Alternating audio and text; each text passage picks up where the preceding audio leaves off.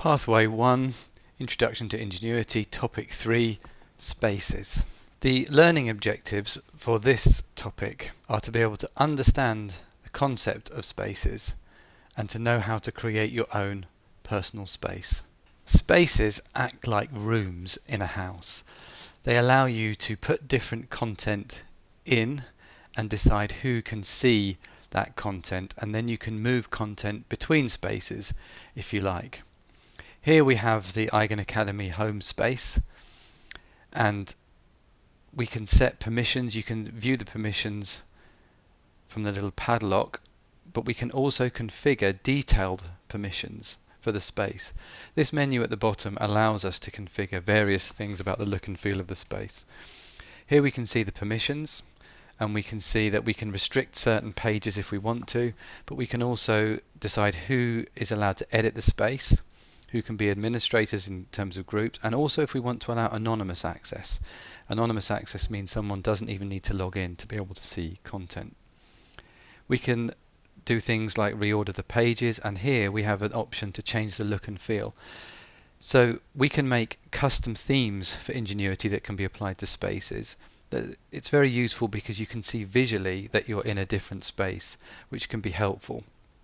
So for example, you might want your personal space to have a different look and feel from, say, the company space, so that you know for sure which one you're working with.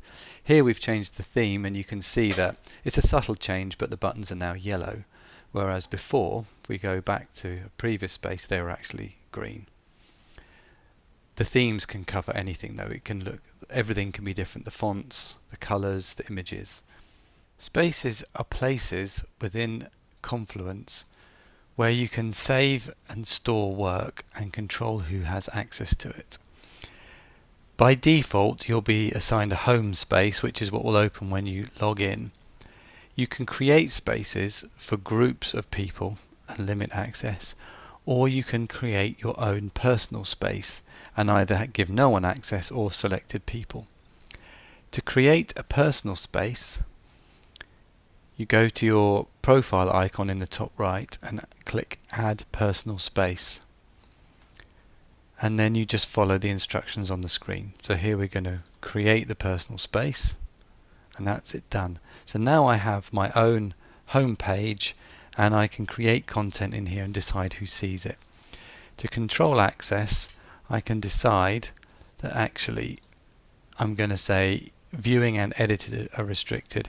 Everyone has no access, and I'm the only person that can view and edit.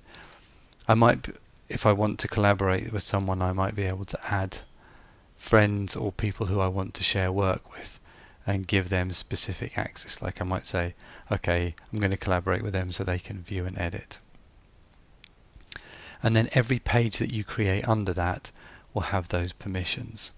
So now if I create a page within here, this will only be visible to me.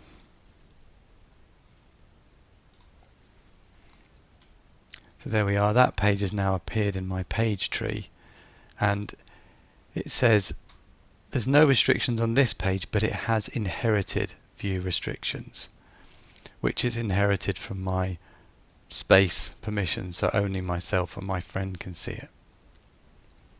So these spaces are a great way to play with your own ideas, to generate content, and when you make things that you want to publish, you can then move them using the move page over here. So here I could select to move this page, and I could move it to a new space. I could move it to the home space, for example, and then I can move it to be underneath a page within that space. So that would go in just under the root page, and if I click move that would happen, but I'm not going to do that for now. So there we are, that space is a great way to organize your own work.